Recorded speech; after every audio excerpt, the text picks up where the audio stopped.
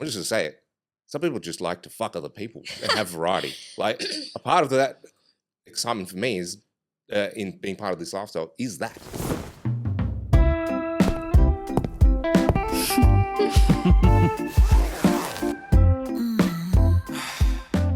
Welcome to Swapping Secrets with OSS. My name is Jess. My name is Lawrence. And if you guys haven't already, please go and spank that subscribe button.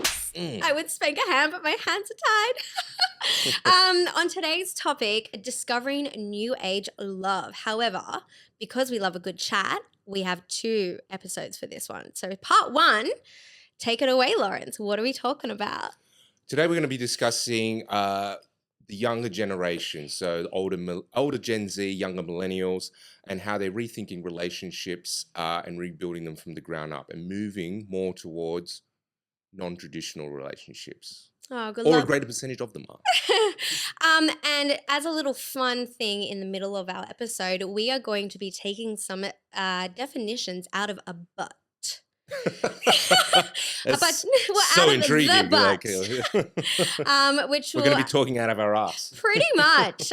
So stay tuned for that because it is going to be very, very sexy. So Lawrence, my little bookworm, you have done a bit of research on this topic.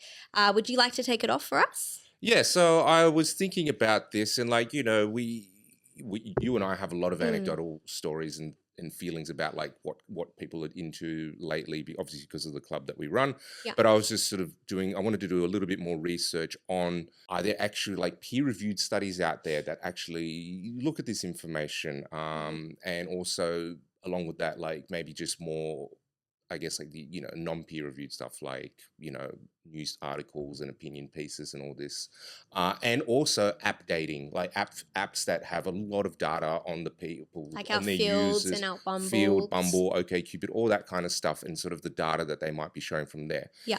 So when I was looking up the peer reviewed stuff, I actually found, and I've seen some of these studies before, I'm pretty sure, because they're fairly old. Like they're like some of the more, the more expansive ones, like there's one from Richter's. It's called I don't know. It's a big health review thing. It had over 20,000 respondents, so it's a pretty big sample size. Yeah, heavy. But conducted in 2014. So a little bit outdated. However, still 20,000 people for that. What kind of evidence did you get from this? Well, the key finding from that one was like just under 3% people report being into swinging or some kind of non-monogamous. That's still pretty big. It's pretty small. For 20,000 for 2014, when it wasn't as advanced or as maybe not advanced as known, that's pretty big. Yeah. You got to think another 11 years on top of that, people definitely would have added a bit more information, educated themselves a lot more, given themselves more of that backing. Yeah. So to still have that 3%, it's pretty big. I should also qualify that like this study came from Australia, so I did preference stuff from Australia as most relevant to us in terms of our society, and then I went more global. I started with like Canada, then I went to the US, UK, and Europe. Yeah, nice. Obviously, Western countries that share like similar sort of values in terms of like everything that we sort of live around. And most of the information that came back in terms of people, sort of how many people participated over a population size, is around 3%. So it's fairly consistent across the studies. Even in the European countries, I feel like those Europeans are quite liberated, and it's very, very actively seen on like socials and within like news articles and stuff that they're a lot more like they literally have clubs called liberating clubs. Yeah, but maybe that's population size, right? Okay. So there's 3% of Australia's population size. The actual number is a lot smaller than 3% of Europe's population size. So there's a study from Norway in 2002 and 2007. Same, about 3% reported as C&M, consensually non-monogamous. Okay. The studies do find that younger adults are more into this, as that's non-surprising. Something else which is not surprising, but it is good to see in an actual peer-reviewed study, is the minority groups, LGBTQ+, are consistently overrepresented in C&M. Yeah, I guess that kind of makes a little bit more sense, right? Because they're a little bit more liberated in how they identify themselves already as a gender. So I think that's helped them discover newer and more suitable ways for them to have those relationships. Yeah, and that was from two studies, one in 2019 and 2017. Oh, so a lot more But then it's recent. contradicted with another study in 98, and 2007 is like most of the participants skewed as Monogamous. heterosexual couples. Oh, okay. Yeah. Well, look, I think it's definitely changing no matter what throughout the years. And I think we've definitely progressed into a lot more of that ethically or consensually non monogamous relationship styles.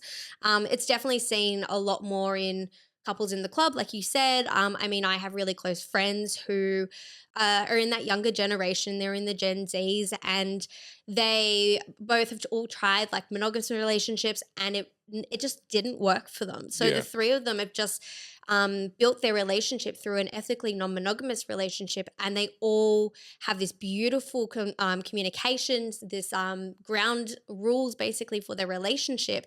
However, they're always continuously with different people, or they're doing solo stuff together. It's just something that seems to have fit their Mm. relationship, and it's prevalent through all of their friends. It's not just them alone. Yeah.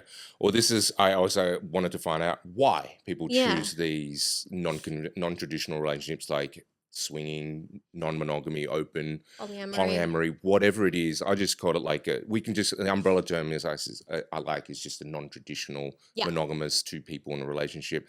A couple of studies, it's like autonomy and authenticity, right? And Mm. this is like for me personally, it's just like monogamy doesn't feel right for me. It's like this doesn't align with just me as my core values as a person and what I believe. Because you and Michelle identify as monogamish as well, or because that's what Jamie and I We just say identify as. non-monogamous, like, but then we can go down like the nuances of what we are. Other Yeah. people obviously, and I think this is super important. Diversify needs and fulfillment, which Yep. is something like sometimes I feel like kind of gets brushed over, especially in the talk of like relationships and maybe the polyamorous discussion about love and connection and relationship. Hmm.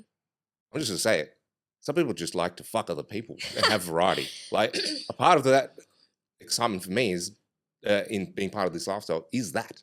Well, is it? It's like a mammal thing. I feel like I'm maybe quoting this wrong, but it's a mammal instinct, a primal instinct to want to explore and like and see different things. Isn't that kind of within our instinct and our nature is to want to continue to explore, whether that be sexual, whether that will be Yeah. love. I mean, I'm on the same boat with you where I like fucking other people. I'm very emotionally in tune with just my partner and just keeping that love towards him, because I don't think I have that emotional capacity to give multiple people that love. Yeah. Care, sure. My vagina, definitely. But the love part stays to my partner, unfortunately, guys. Yeah, and this is two studies, one from '98 and one from 2007. Jenks '98 and McDonald.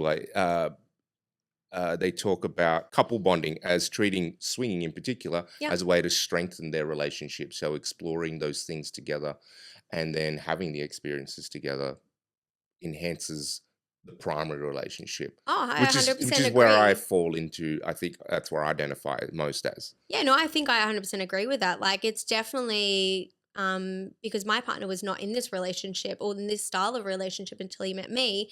It's definitely built our communication levels up so much more to the point that we've actually actively become more swinging or more ethically non monogamous since having our child, because we're able to have that communication really quickly and deal with things in such a more mature and open way that it'll be we're out for drinks and then suddenly we're like, do you want to fuck that couple?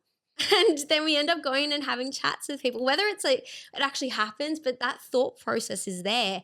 And we're now so comfortable to be able to talk about it. Yeah, So, we're not stuck in this box of like, you can't talk to people at the bar. You can't go up to people and say, hi, my name is. Like, yeah, it's been a bit more acceptable, which is yeah. fantastic. The non-peer reviewed stuff. So like the research, a lot of the stuff came from the ABC. So go to the ABC for the younger generation. If you're like, it's not just like old fogey stuff. You want to know about what's happening with the youth.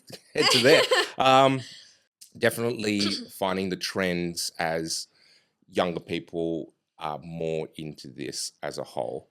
And this is also supported by things like app data, which we spoke about Like as well. field and stuff. Well, it's Yeah, because, we're so much more app based as well. So a lot of our exploration comes from like social media, from all the apps that we're doing, like meeting people on Tinder, meeting people on Bumble, meeting people on Field. And you've yeah. probably got so much research from that, right? So the shifts in or the uptake of things like E&M, CNM, or any of those Yeah. terms. So field from 2000 since 2002 shows a 30% increase year on year of Wow. terms like E&M in people's category descriptions and profiles. Yep.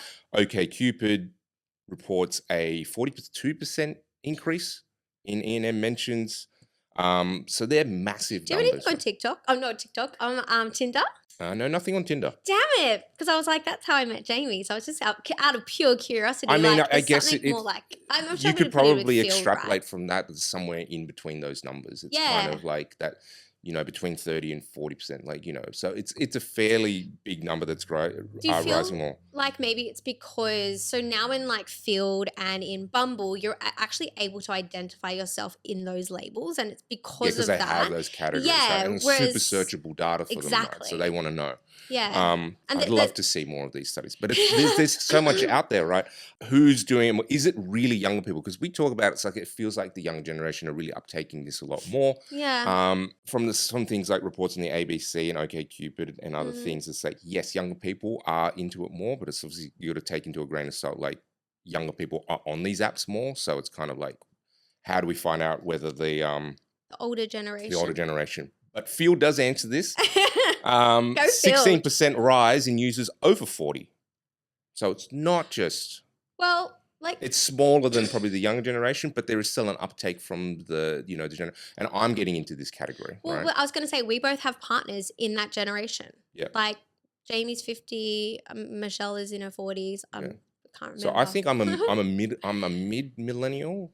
I'm You're a a younger Gen Y. You're a younger millennial. I didn't make the Gen Zs, guys. I Yeah. tried really hard. I was 2 years old. It was so upsetting.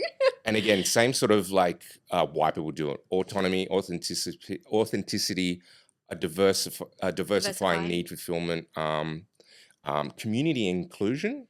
See, I think that's a really big one because especially with the LGBTQ movement, having a community to fall on, to be a part of, to be included with actually brings you into a home because not all people can have a based home or a fun family aspect. So they're using this as their aspects of their love, care, and connection. There's a lot of talk about like the skills and relationship quality, like the skills Mm. needed to, I guess, successfully live this sort of lifestyle hmm with your partner. And even if like for whatever reason that relationship might break down, but you continue on that style of relationship with someone new, you still need to carry that forward.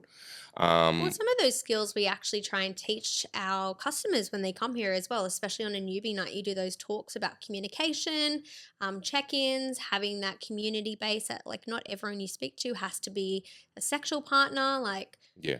those skills are crossed throughout all life. So all of this being said, it's like it definitely fits in with like my view. I suppose it mirrors yours as well about like what we sort of feel and we've been seeing here in the club Yeah. in terms of like the uptake on this kind of lifestyle, Yeah, non-traditional relationships, whether no matter what format it is. Obviously here at like OSS, people come and like they explore more sexual fantasies because that's the space that's curated for. But we Yeah. also we've spoken a lot about this where people really form either romantic relationships or really strong friendship bonds if you're in like a couple dynamic, and that's that community and that's that Yeah, you know, um group.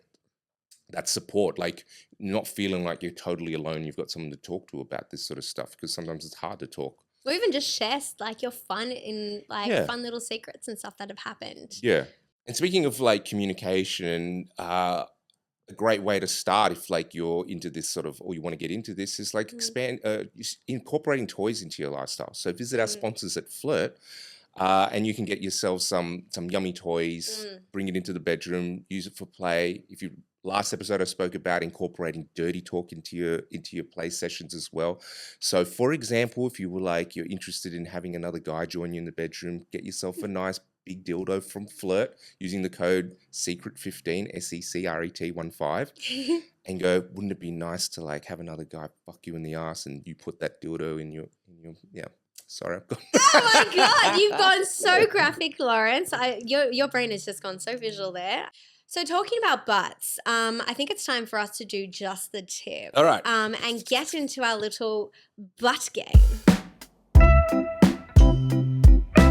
We're going to play a little game, guys, where we are actually going to be grabbing terms out of our ass. I'm kidding, our ass jar.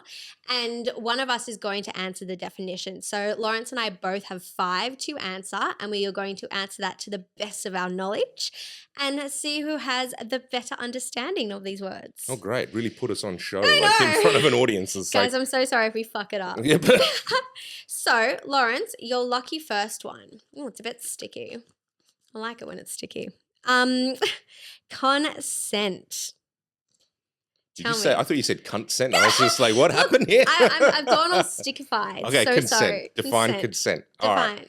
So consent to me is the agency and autonomy one person has to either agree or not agree to any proposed situation or request from another person. I mean, I or couldn't. Persons. Person or people. Or people. People.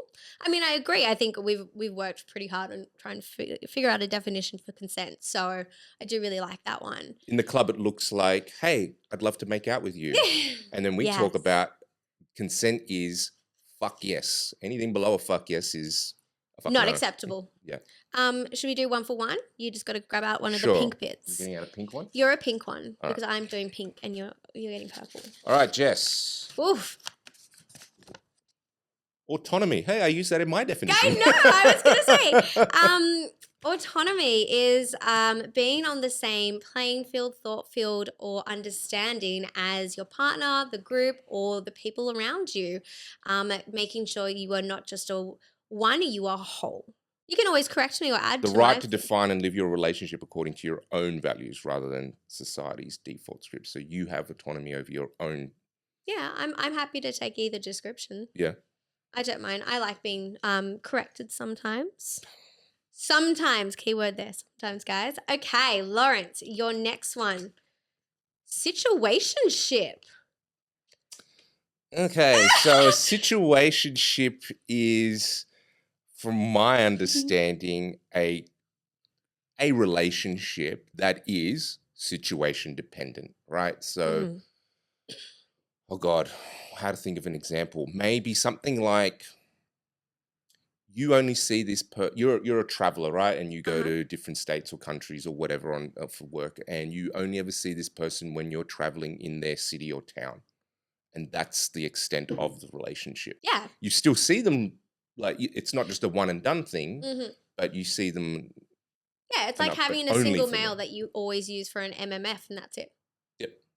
I love it. Would you like to pick out a pink bit? I'll Sorry. fondle Can you the see the pink. pinks? I can see the pinks. Cool. All right, here we go. Oh God, I always feel like I'm going to get I'll this do wrong. it gently. Please. Fluid identity. I'm so glad you got this one. Oh, guys, I'm so bad at this. Okay, fluid identity, at least for Jess's definition, so guys, please don't kill me, I might get this slightly wrong, is being able to have flexibility in the way that you describe your identity, your gender, your life, the way you present yourself. So, being queer, being non-monogamous, having a polyamorous relationship, giving yourself as many labels as possible without feeling restricted by one. Yeah, that's yes! great. Did I get that? Oh, that was really loud. I'm so sorry, guys. Super pop. Yeah, and it can shift over time. Yeah, and like that's forever okay. changing. Yeah. Oh great. my God, guys. Good work. I don't feel as bad now. All right, let me get some purples out. Oh, she's a bit sticky. She's really sticky today. Sorry. Relationship anarchy. Yeah, relationship Something anarchy. you're very good at. I am. Well, no, I mean at answering this. Okay. I've heard your description before, so I have full faith in you on this. Now that I'm thinking about it, so I understand relationship anarchy to be a non-hierarchical form of relationships, particularly in a polyamorous setting or dynamic. So, for example, there might be 4 people Mm-hmm. all in a relationship together, or maybe there's one partner is not connected to the other, but no one particular person has is a primary partner, and to use those terms. And it's just as the name would suggest, anarchy. Anything kind of like whatever is the most suitable at the time. I guess it's kind of like using situationships as well. Like just like this works for me at this point in time. Yeah. Obviously, it has to work with consent and respect, autonomy as well. Like you can't just be like, just disregarding of other people's feelings and emotions, but it's just that everyone subscribes that no one's like above anyone else in terms of like importance or Yeah. Close. Relationship anarchy is a philosophy that rejects default hierarchies in relationships. right. Okay. Okay. I like this better where Gabe like chimes in with like wrong. Gives us- Well, look, I'm glad I didn't get that question because I would have fumbled that a little bit. But that's good to know that So, it's slightly different. relationship to what I anarchy, thought. relationship anarchy is the philosophy. Non-hierarchical relationships is the practice. Yes. Wow, Man, that was actually really quickly well said from that knowledge that we just got. I feel like I learned something here today. Would you like another pink bit? Sorry. This is great. The hard work of freedom. Freedom is bought with The blood, hard sweat, work and of tears. freedom. I've like, oh my God. Is this like, am I supposed to talk about my military service here? Am I meant to? Oh my God. I'm hoping this is. Oh, you're answering this. I know. Relax. Is this directed towards the whole LGBTQ freedom? I'm fucked then. I've got. Oh my God. Can you maybe reread that for me? the Reread hard it work of freedom. Can I hard give you my thought and then maybe Gabe, you Yes. correct us both? again. Yeah. Sorry, I'm a bit stuck on this one. The hard work of freedom.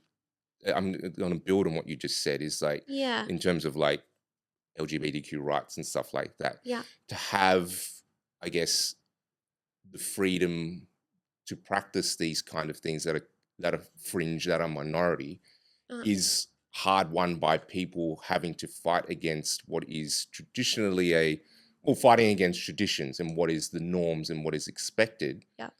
To say that, hey, just because we're different doesn't make it bad and it's okay. But that takes time and takes a lot of energy to change people's thinking and focus. And I think ultimately legislation, right? Having rights to protect you. It's pretty close. So relationship anarchy in this context of the hard work of freedom refers to offering flexibility but requires extra effort, so constant communication, negotiation, and emotional maturity to set boundaries without relying on default rules. Oh, okay. Oh, look at that. I learned something new. Okay. I'm going to pull out another purple one. I'm excited. I feel like I'm learning lots of new stuff today. Sorry, a bit of fluff here. Ooh, queer platonic relationships. Queer platonic relationships. Feel not so bad now being stumped by a question. I mean, I'm just sort of breaking it down. Like a You've got relationship this. would be 2 or more people. Yep. Queer and platonic. And they're queer, and they're platonic as in like there's no sexual element to their relationship. That is all. That is all. Our producer. Is that it? Oh my God, you smashed it. High five. Well done. Okay, have a pink fit. You're allowed a pink fit because you smashed that question. Non-hierarchical love. Basically what Lawrence described before, where you can have 4 people who don't have a set hierarchy, no set primary. Everyone has an equal or somewhat equal balance between how they respect, they talk, and how they communicate with each other sexually or emotionally. Yes! Thank you, Lawrence, for giving me that answer earlier. Okay, lucky last, Lawrence. All right. Oh, she's really sticky still. I'm so sorry. Is this my last one or your last one? This is your last one. And then I get one more afterwards. Polyamory.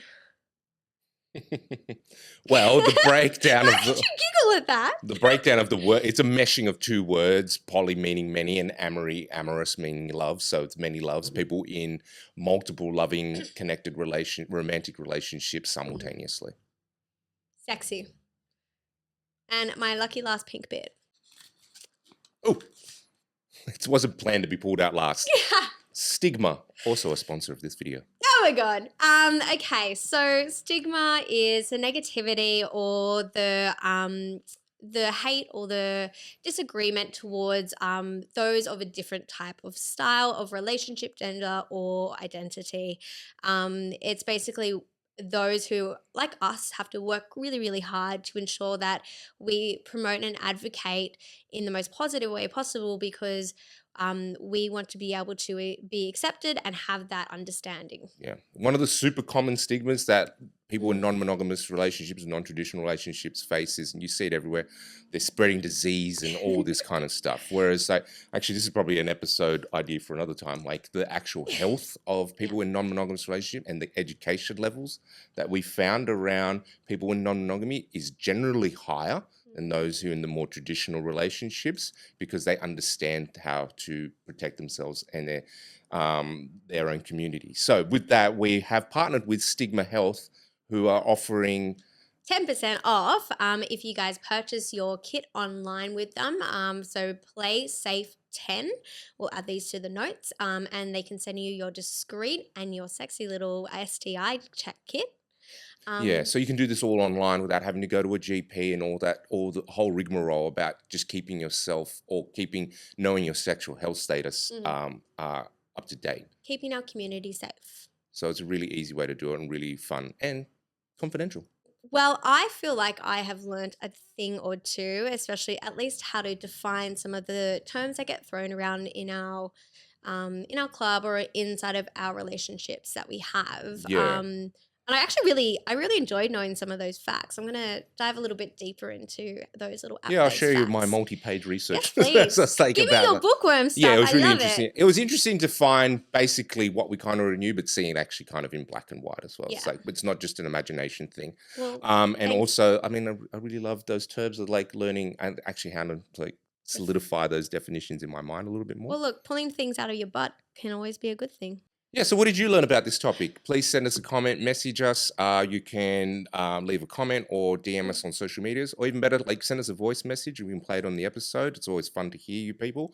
Don't forget to spank that subscribe button and rate us 5 stars sexiness. And if you guys love us so much, please jump on all socials to find us at Swapping Secrets Podcast. We're on TikTok, Instagram, and YouTube. So please come find us, come watch us. Tell us if you're loving the new podcast videos as well, because we do like tips and hot tips. Yeah, we can't wait to whisper into your ears next episode. And stay sexy. We'll see you at the club. Bye, guys. Bye.